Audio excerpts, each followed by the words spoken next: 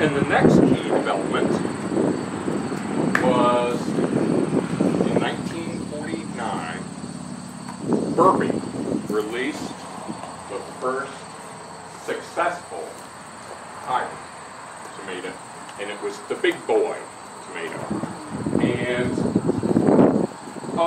others have been created before. Even one about Burpee, back in '45, they had released Burpee Sport Hook hybrid tomato, but it never took off. And there were some other companies that made hybrid tomatoes. But this one was successful mostly because they had an advertising campaign to go with it. Now, Spud's sitting right here, and he's told me that in the latter part of 1948, going into '49, you almost couldn't pick up a magazine without having introducing Burpee's new big boy hybrid tomato. And so it kind of took off. And the hybrid tomatoes kind of became popular. They're easy to grow, they have disease resistance, etc., so forth and so on.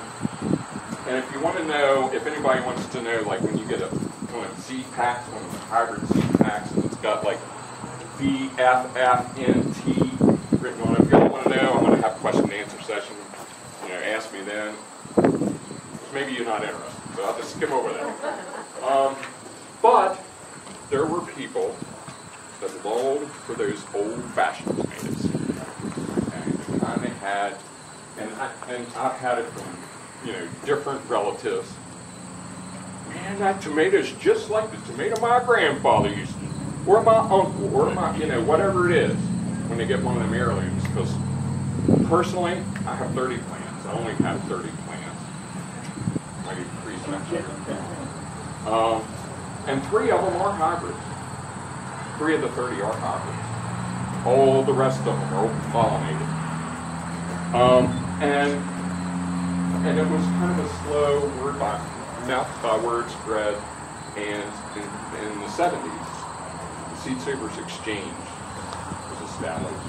And that really contributed a lot to the resurrection of the heirloom pollinated tomato, because it was a mechanism by which seeds could be disseminated to the masses. And then you have the word of mouth things. Hey, growing them hybrids, that's okay, I understand, but hey, you want a really good old beef steak? Yeah, I know the tomato for you. And then the other thing that was a major contributor in the resurrection of the open pollinated heirloom was the Food Channel, Food Network, chefs, books that chefs write. All of a sudden you're seeing, they have tomato recipes in the cans. Now you're seeing, to create this recipe, and they always look great in the color pictures, don't they? To create this recipe, we use, and they'll identify which heirloom tomatoes that they use.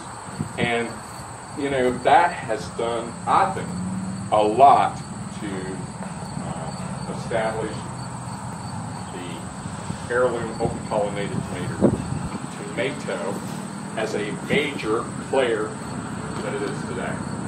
So that brings us all the way up to today. And are there any questions? I beg your pardon. Oh, the BFFNT. Okay, I'll be more than happy to talk about that. Because you know what? I know the answer.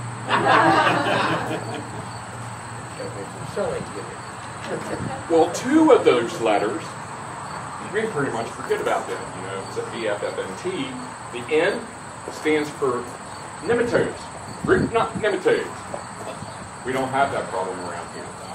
But down in coastal regions, okay, they have nematodes, and it really is a serious problem because it will knock the tomatoes. They will knock the tomato plants dead. Attack the roots of the tomato. The T stands for tobacco mosaic virus, and basically it's real rare. It will pop up every now and then, but it's very, very rare, and that's because the tobacco industry pretty much eradicated that. It was a problem for them, okay, because affects tobacco plants too. But so they pretty much took care of that for us, so we don't got to worry about that. Now the next two, the B and the two F's. B stands for verticillium wilt. The two F's are two strains or races of fusarium wilt. Now, if you go up north, it's cool, and that's just the ideal setting for your verticillium wilt. No fusarium. If you go down south, nice and hot, and fusarium just runs rampant down here. Us being here in the middle, we're lucky enough to get them both. Okay, maybe lucky is a bad choice of words, but sometimes it's just cool enough that you get the verticillium, and sometimes it's just hot enough that you get the fusarium. And I just should go ahead and mention that what it's been talking about, Nancy's been talking about, I think you save seeds from the old West Virginia 63. Probably one of the most successful disease-resistant tomatoes is the West Virginia 63, and it's all pollinated. And I know some, where's that Winston guy? He's going, and he had fusarium, and he tried some. The West Virginia was the one that would hang, the West Virginia 63 is the one that would hang in there. Any other questions? And you can ask about like growing and stuff. You don't have to center your questions on just what I talked about. What got you into heirloom growing? What got me into heirloom growing was I kept hearing about this tomato called the Randy Sine. Yeah, that's my favorite. And these people kept saying, man, you just got to grow that Brandywine tomato. It's this old pink beefsteak, and it's just knocked your socks off good. And I searched high and low. I didn't have the internet back then. I couldn't just pop on the internet and go, hey, send me some, Brandywine seeds. And I finally got it, and that was it. I mean, that was the deal. And what it reminded me of was the tomatoes my step-grandfather grew longer. He probably got them from Carl. So it's like, man, that's what I'm looking for. That's the thing. And from there, it's like, well, hey, look, that one's good. I bet you some of these other ones are good. And they were. So then I started growing nothing but. And then I got the bright idea, and I'm still working on some of these. I got the bright idea, well, I'll just make my own. So I created my own varieties. And going through the stabilization process is quite a chore. It can take, I got one variety that took me 4 years to stabilize. And I have another variety that took me 6 years to stabilize.